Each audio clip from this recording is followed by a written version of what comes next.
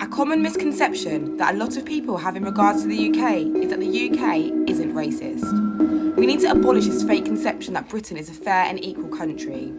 We may, as a country, have more privilege than others. However, when it comes to racism, we as a nation are not innocent. The next comments that you're about to see are some of the backlash that we have faced on social media in regards to a local newspaper posting about our up and coming protests.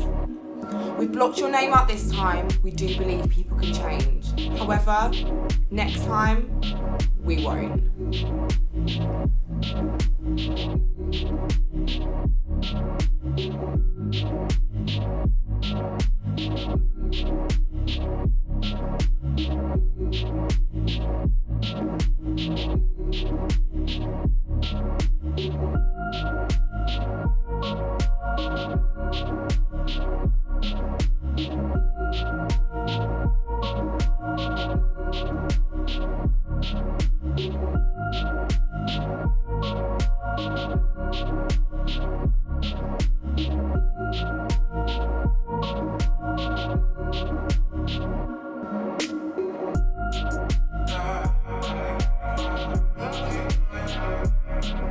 These are just a handful of comments that we've received and faced every single day from one single post. So you can imagine the scale of abuse that we've received over this past month in regards to the BLM protests.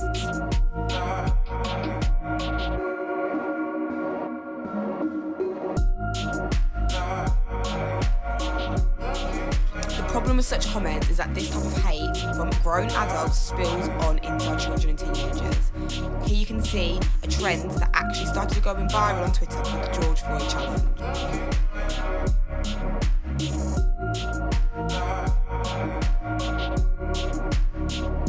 The girls that you're about to see next are probably no older than 13 to 14 years old. And guess what? Nigga! Shukri Abdi was a 12-year-old refugee who only came to the country in 2017. In June 2019 in Bury, Greater Manchester, she was found drowned dead in a river. The last two people that were believed to have been around Shukri was two girls that bullied her for the colour of her skin in school.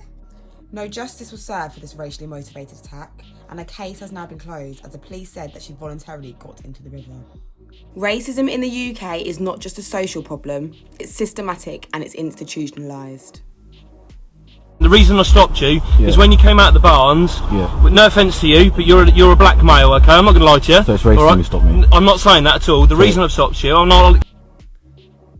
The Ministry of Justice 2019 stated that you were 9.7 times more likely to be stopped by police than those who identified as white. Figures show that for every 1,000 black person, there were 40 stop and searches compared to that of just 5 searches for every 1,000 white person. Rates of prosecution were 3 times higher for black people compared to that of white people. In England and Wales, ethnic minority children and adults are more likely to be victims of homicide than any other race.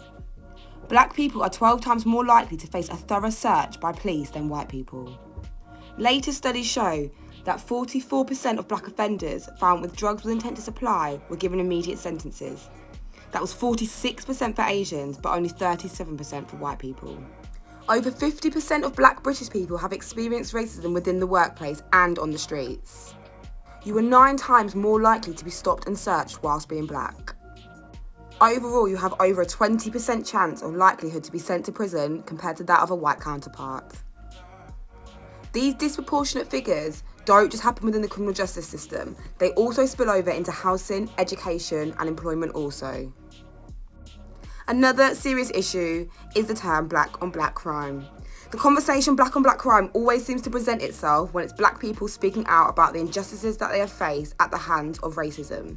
Statistics completely debunk this theory of black on black crime, and as national figures show, that of the white people that were killed between 2009 to 2018, 92% of those were thought to have been killed by another white person. So why has there been no term coined for this? Terminology such as this desensitizes you to the stories that you are currently seeing right now.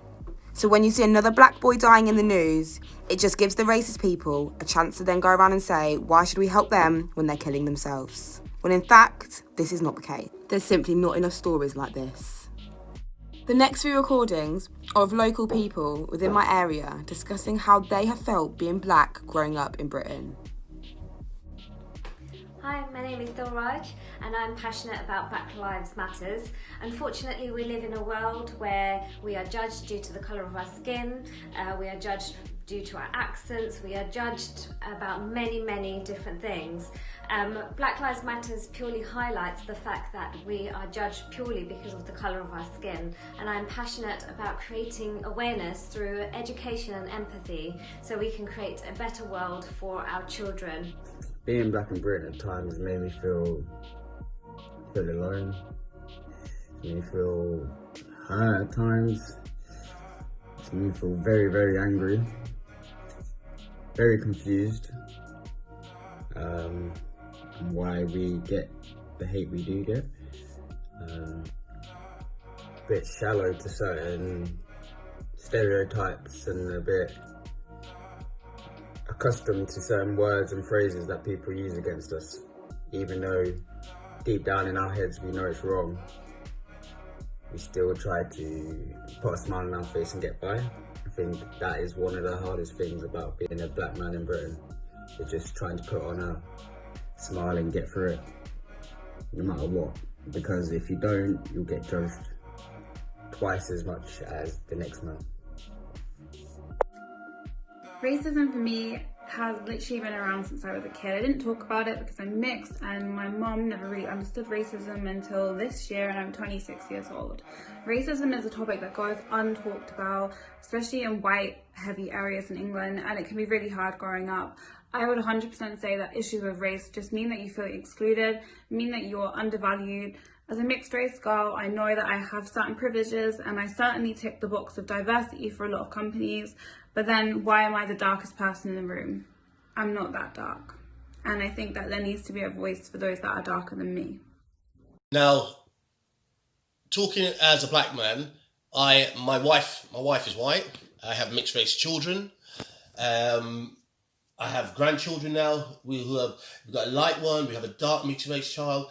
But the problem is, they go through so much stuff now, and we have to tell them, like, even regarding the police, we have to tell our children, please, be careful, be nice, be really polite, because we're scared of the outcome, what will happen.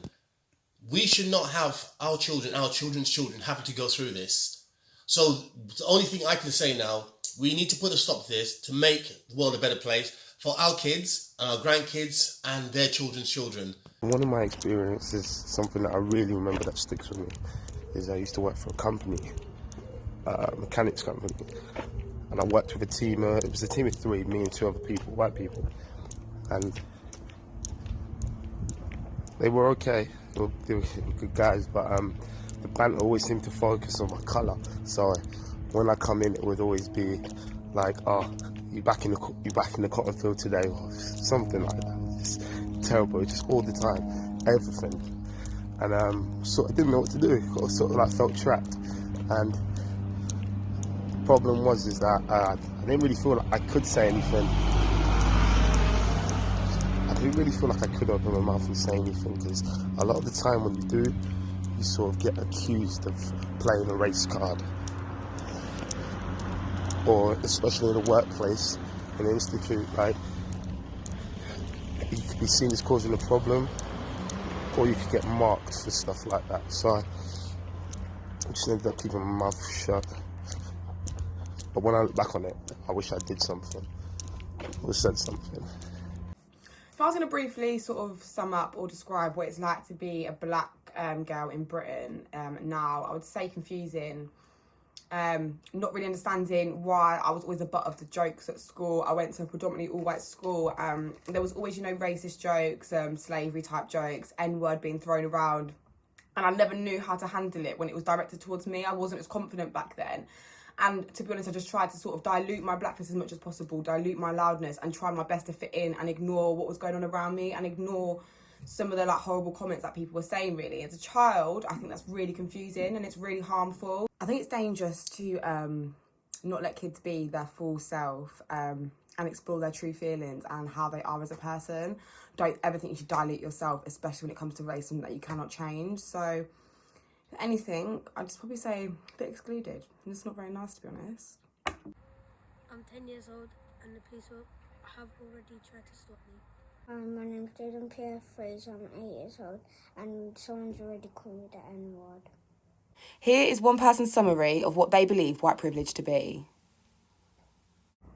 I don't have to consider, think, worry or care about the colour of my skin. It's so easy for me as a white British woman to say that I don't see colour and that I treat everyone equally. I can get in my car at any time without the worry that the police will stop me, and similarly, I can pass through any airport without any worry of being held up as a potential terrorist. This demonstrates just two of the privileges that I have as a white person. I can choose whether to care about black people and their rights or not. A black person does not have this free choice. The colour of their skin and the consequences and stereotypes that follow due to it is all that they are forced to see and think about and live through. You can choose your hair colour, your style, your friends, and to an extent your religion, but you can't choose the colour of your skin.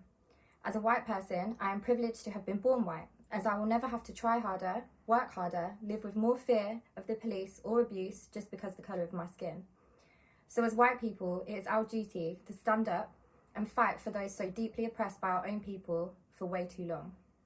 We must educate ourselves and pass on that knowledge to those who need it. I want to play my part in ensuring that my children are not only confident in their own skin, but comfortable as part of their own society. Systematic social oppression cannot be seen physically, but it exists. Statistics can be used to demonstrate a fairly accurate picture of inequality in many social welfare and justice services, the disproportion especially of black people in the criminal justice system. But realistically, numbers on a page don't educate or inform the people who need that education the most. So what will it take? Change. It's simple, really. All we need to do is stand united together to make a change that counts. It's 2020. There's no room anymore for racism, prejudices, or any kind of bad hate towards anybody because of the colour of their skin. Let's spread joy like this instead of hate. I want to use my voice this time to make noise, to wake up every girl and boy, to show them that society is what we make of it. Yes! Yes! We are society. It should no longer be this invisible force driven by consumerism and prejudice, ignorance and hate. Every one of us holds the power to drive love, peace and happiness. That's the way it is! Everything's gonna be the same! Black Lives Matter! Black Lives Matter! Listen, let's unite as humans, show them our excellence, yeah? Show them our beauty, our skills and our power. Do you think this can be the start of real change? This generation can do it, you know. We're loud and we're proud. If we stay focused, all we've got to do is stay focused, stay driven, stay united and stay loud. As Tupac said, yeah, thug life. The hate you give little infants everybody. No justice! No justice! No justice! Stand with us, stand united. Together, we can really make a change. No justice, no peace.